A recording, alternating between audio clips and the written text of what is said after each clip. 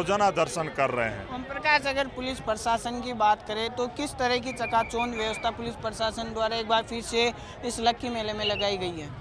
बात करें पुलिस प्रशासन की और पुलिस व्यवस्था की, जोनल मजिस्ट्रेट सहित मेला मजिस्ट्रेट और जो आला अधिकारी है, जो सीकर के ही हैं, सीकर से बाहर के ज़िलों से भी यहाँ पर पुलिस फोर्स बुलाई गई है। जिस प्रकार आप देख सकते हैं कि अपने पीछे जो पुलिस फोर्स के जो जवान हैं, पुलिस के जो जवान हैं वो तैनात हैं और सुरक्षा के पुख्ता इंतज़ाम यहाँ पर किए गए हैं, क्योंकि चप्पे चप्पे पर देखा जा रहा है कि जो सिक्योरिटी गार्ड है, जो यहाँ ट्रस्ट के गार्ड है, जो पुलिस अधिकारी है, पुलिस महकमे के आला अफसर है, वो यहाँ पर मौजूद है। दूसरी विशेष बात अब की बार जो देखने को मिल रही है कि खाटू जो मंदिर है, बाबा श्याम का मंदिर है, उस श्याम के मंदिर में जाने के लिए पहले एक रास्ता हुआ करता था, लेकिन अब की बार जगह जगह से द्वार बनाए गए हैं, जगह जगह लोगों को बांटा जा रहा है कि थोड़े इधर से जाए, थोड़े उधर से जाए, ताकि जो व्यवस्था है वो व्यवस्था माकूल बनी रहे। बात अगर श्रद्धालुओं की जाए तो कोरोना काल के बाद फिर से मेले का आयोजन किया जा रहा है, तो क्या कुछ वृद्धि हुई है इस बार बीते दिनों काल में? क्योंकि कोरोना काल के बाद ये पहली बार है, तो कितने कुछ श्रद्धालु है दिन प्रतिदिन दर्शन के लिए आते हैं और जो ध्वजा है वो बाबा श्याम के चढ़ाते हैं? अरुण, बात बताऊं श्रद्धालुओं की, तो लगभग ये जो लक्की मेला है, क्योंकि लक्की मेला क्यों कहा जाता था कि पहले यहाँ पर बताया जाता था कि लगभग लाख की संख्या में श्रद्धालु आते थे, लेकिन श्रद्धालु धीरे धीरे बढ़ रहे हैं। और बात करें कोरोना काल की, कोरोना काल के बाद में जो श्रद्धालु है वो श्रद्धालु इतने बढ़ गए हैं क्योंकि घरों में कैद थे, भगवान के प्रति आस्था थी, श्रद्धा थी, तो उस श्रद्धा को लेकर अपनी मनौतियों को मांगने के लिए वो भगवान के दर पर आ रहे हैं। दूसरी बात करें कि श्रद्धालुओं की संख्या की यहाँ पर बात करें तो जिस प्रकार आज का जो परवान मेले का देखने को मिल रहा है, उससे लग रहा है कि आने वाले 2 दिन बाद में, आने वाले 2 दिन में ये मेला और भी ज़्यादा परवान पर रहेगा। लगभग अनुमानतः ये कह सकते हैं कि 5 से 7 लाख श्रद्धालु और रोज़ाना यहाँ पर दर्शन करने के लिए आ सकते हैं, क्योंकि श्रद्धालुओं का तांता जयपुर से बात करें तो राजधानी जयपुर से लेकर सीकर तक, सीकर रोड पर ले लो या सीकर रिंगस रोड पर ले लो, दोनों तरफ बराबर श्रद्धालुओं का तांता है।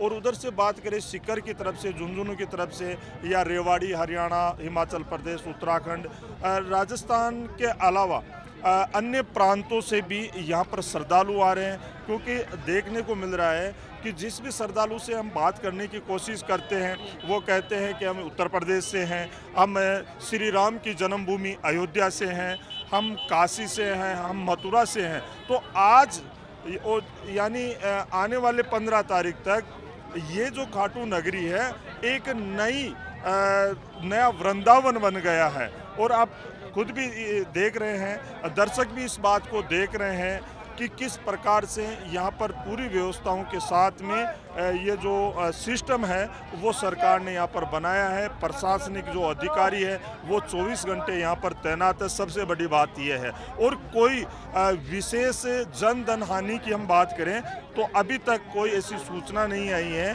कि यहाँ पर मेले में किसी प्रकार की हानि हुई है। ओम प्रकाश, एक और जानकारी आपसे प्राप्त करना चाहूँगा। कई जगह हमने देखे कि भंडारे लगे हुए हैं, कई ट्रस्टियों द्वारा कई जलपान की भी व्यवस्था की गई है, तो लगभग कितने भंडारे लगे हुए हैं, कितना कुछ जलपान की व्यवस्था की गई है? क्योंकि लाखों की तादाद में एक बार फिर से श्रद्धालु खाटू धाम के ढोग लगा रहे हैं, अपनी मन्नतों के लिए आ रहे हैं। अरुण, बात बताऊं श्रद्धालुओं की और धार्मिक प्रवृत्ति के जो लोग, क्योंकि ये कलयुग है और कहा जाता था कि कलयुग में धार्मिक प्रवृत्ति के लोग कम मिलते हैं, लेकिन जो श्याम प्यारे हैं, जो 3 बाणधारी हैं, उनको कहा जाता है कलयुग के भगवान, क्योंकि जब आस्था का विषय जुड़ा है और भगवान श्री कृष्ण द्वापर युग का जो समय था, उस द्वापर युग में भगवान श्री कृष्ण ने कहा था कि कलयुग में खाटू नरेश की पूजा होगी, और वो साफ नज़र अब की बार देखने को मिल रही है। जितने श्रद्धालु यहाँ आ रहे हैं, और बात करें यहाँ पर जो धार्मिक ट्रस्ट लगाकर जो लोग बैठे हैं, जो जल पान की व्यवस्था, खान पान की व्यवस्था कर रहे हैं, तो आप किसी भी सड़क मार्ग पर जाकर देख सकते हैं, चाहे वो वाया रिंगस हो, चाहे वाया सीकर हो, या दाता रामगढ़ वाला मुख्य मार्ग हो। तीनों ही जो मुख्य मार्ग है, तीनों ही मुख्य मार्गों पर हजारों की संख्या में, मैं तो ये कहूँगा सैकड़ों नहीं, हजारों की संख्या में जो धार्मिक प्रवृत्ति के लोग हैं, जो श्रद्धालुओं के लिए इतनी व्यवस्था कर रहे हैं, वो सभी बड़े धन्यवाद के पात्र हैं। और मैं स्वयं भगवान से ये अरदास करता हूँ कि भगवान उनकी मनोकामना पूरी करे।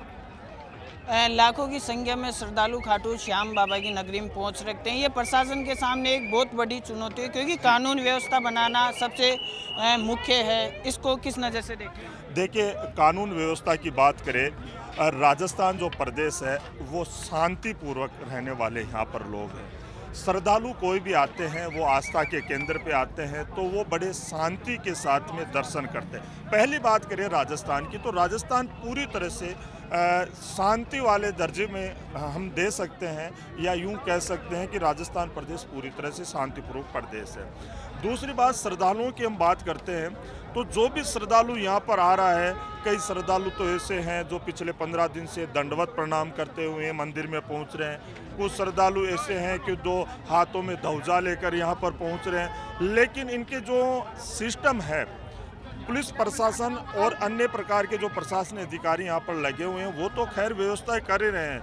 लेकिन जिस प्रकार आप मेरे पीछे भी देख सकते हैं कि जो श्रद्धालु आ रहे हैं वो पंक्तिबद्ध रूप से आ रहे हैं, और मंदिर में भी जो व्यवस्था ट्रस्टियों के द्वारा जो व्यवस्था की गई है, पुलिस महकमे के द्वारा, प्रशासनिक अधिकारियों के द्वारा जो व्यवस्था की गई है, वो व्यवस्था इतनी चाक चौबंद है कि परिंदा भी वहाँ पर पैर नहीं मार सकता। आपका बहुत बहुत शुक्रिया हमारे साथ जुड़ने के लिए। तो ये थे मेरे सहयोगी ओम प्रकाश चौधरी, जिन्होंने बताया कि किस तरह से प्रशासन द्वारा एक लामबंद तरीके से, एक सुचारू रूप से जो लाखों श्रद्धालु यहाँ पे मौजूद है, इनकी देखरेख की जा रही है। क्योंकि कानून के सामने और प्रशासन के सामने एक बहुत बड़ी चुनौती है, लाखों श्रद्धालुओं को किस तरह से उनको सहयोग करना या फिर कानून व्यवस्था को बनाए रखना। अब देखते हैं कि क्या कुछ नतीजा है जो इस लक्खी मेले में निकल के सामने आता है। कैमरा पर्सन अमित के साथ मैं अरुण गौड़, टीपीवी न्यूज़ जयपुर। बोल खाटू नरेश की।